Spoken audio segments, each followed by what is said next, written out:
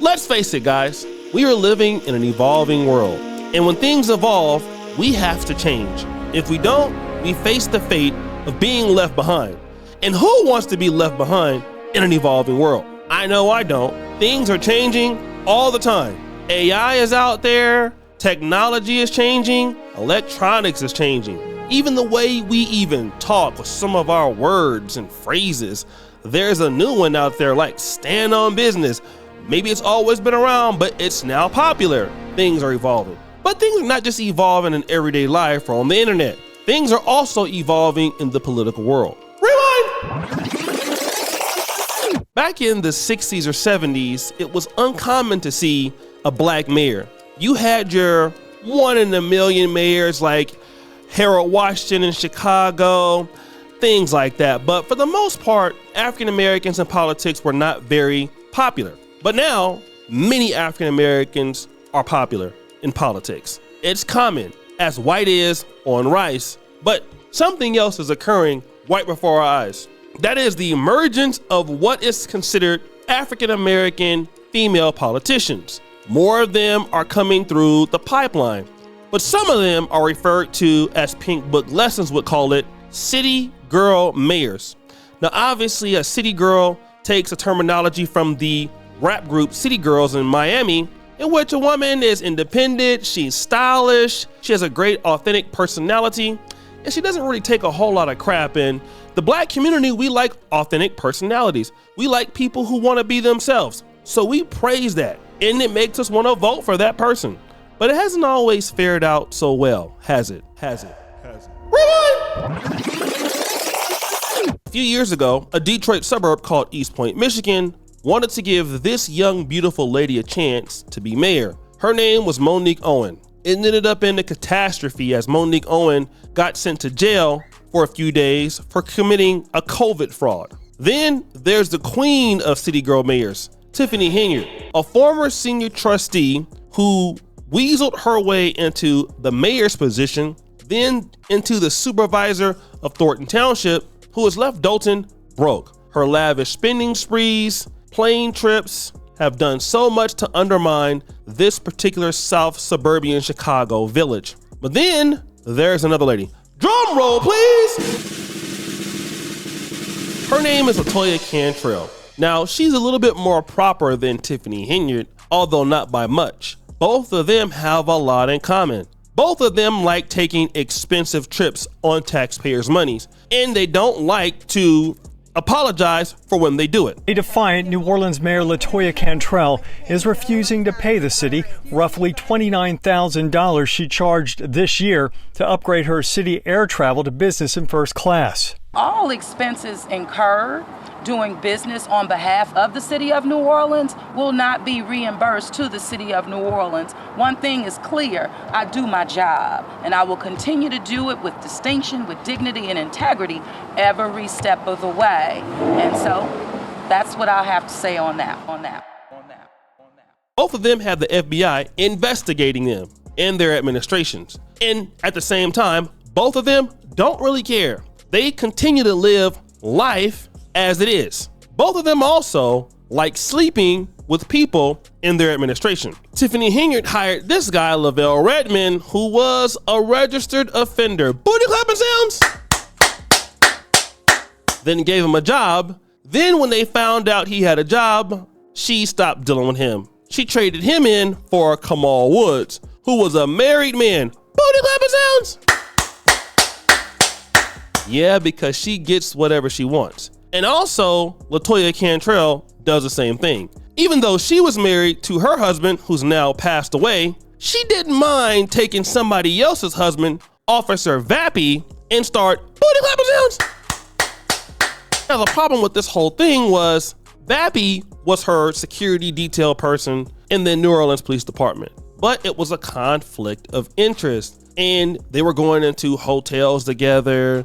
They were spending the night or spending long periods of time inside of her city apartment paid for by New Orleans while he was still on duty, which should have never happened. And then the mayor denied these charges. The attorney for NOPD officer Jeffrey Vappie says his client never admitted to his wife that he had an affair with Mayor Latoya Cantrell. That allegation was made in a recent divorce filing and could lead to legal and ethical violations for both Vappie and the mayor. Natasha Robin has the story. Now that the wife of NOPD officer Jeffrey Vappie filed a divorce petition alleging an inappropriate relationship between Mayor Cantrell and her husband, the next step will likely be determining if there's evidence to prove it. All we have are allegations. So these allegations will need to be substantiated with evidence. From there, Dr. Robert Collins says it's possible to also prove both the mayor and Vappie violated NOPD and city policies. If a police officer were to have an inappropriate relationship with a supervisor, that would be an actual violation of NOPD policy, and there could be a sanction for that. Collins says it's clear Mayor Cantrell was Vappie's supervisor. In this situation, since the mayor requests these officers, since the mayor basically sets their hours, the mayor would be in a supervisory role. The NOPD's policy is nepotism and employment conflicts. Well, involvement in a romantic relationship with one of his assigned duties, professionalism, performance of duty, adherence to law, and honesty and truthfulness. Raphael Goeneche of the Metropolitan Crime Commission says the potential violations for Vappie could be even more severe. Okay, so potentially payroll fraud. If he was on city time, padding his payroll, if he was malfeasant in office, he wasn't performing his official assigned duties while he was with the mayor. He points out that could mean potential criminal violations on state and possibly federal levels. Collins says the city policy isn't as clear as the NOPD's policy.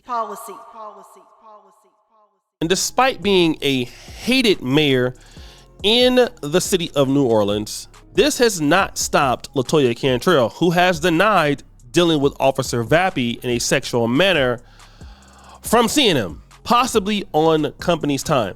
You see, this picture is them having a cozy dinner, even though they shouldn't be having a cozy dinner, because wait a minute, you guys are under investigation, so it don't make no damn sense why y'all out here together when you know you the mayor and people know who the mayor is. They don't like your ass, and so somebody gonna tell. But you know what? Hey, when you're Latoya Cantrell and Tiffany Henyard, you can do whatever you want and keep it out in the open. And this guy, Mr. Vappie, well, let's just check it out. The city's progress toward getting out from under the federal consent decree over the NOPD had a setback last year. The internal investigation of Jeffrey Vappie, a member of the mayor's security detail. Today, some of those same issues are being raised again in a fresh new complaint to PIB over Vappie and the mayor. Investigative reporter Mike Pearlstein has the story.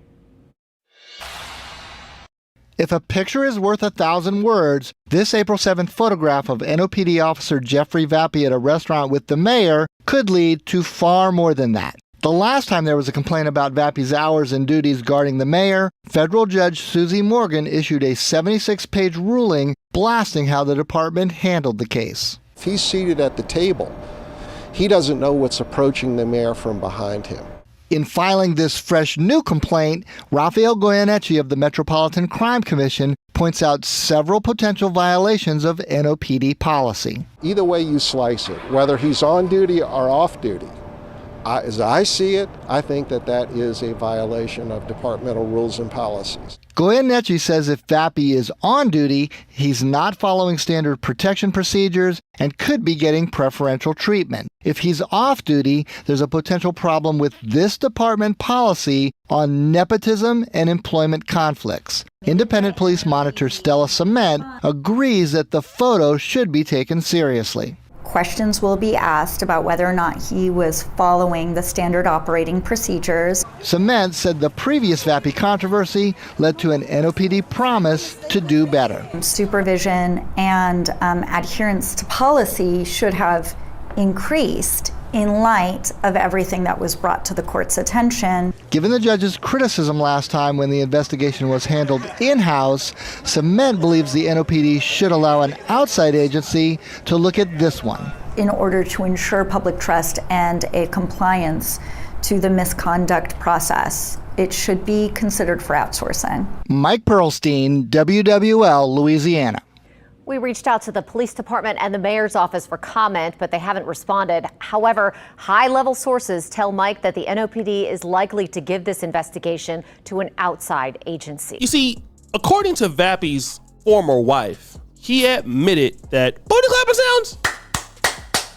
He was clapping the cheeks of one Latoya Cantrell, and he was having an affair. Maybe he shouldn't have been doing it, but he seems like he's being handsomely rewarded for it, and that's what she's doing. She's rewarding him to do her dirty bidding while he's clapping him up. Same thing with Kamal Woods. Whenever Tiffany Henyard wants to give him an opportunity, well, she's done it. He has a $100,000 a year paying job for Thornton Township, despite not having any previous experience and having many failed businesses. But hey, when you're clapping the cheeks of the mayor, you can pretty much get away with stupid stuff that doesn't make any goddamn sense. And that is exactly what is happening with this. Here's what I have seen when it comes to a lot of these city girl mayors.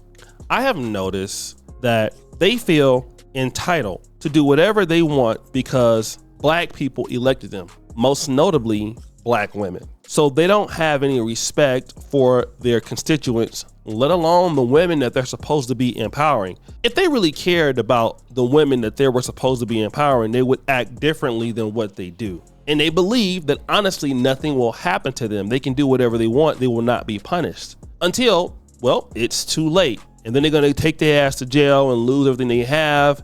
And then they'll be out there dating me and booty clapping sounds. You know how I'm gonna do them. I'm not faithful. So guys, what do you think? It's your boy O'Shea D. Jackson back at it again with another episode of The Celebrity Junk. I really appreciate you for all that you do. Subscribe, hit the bell. We're out.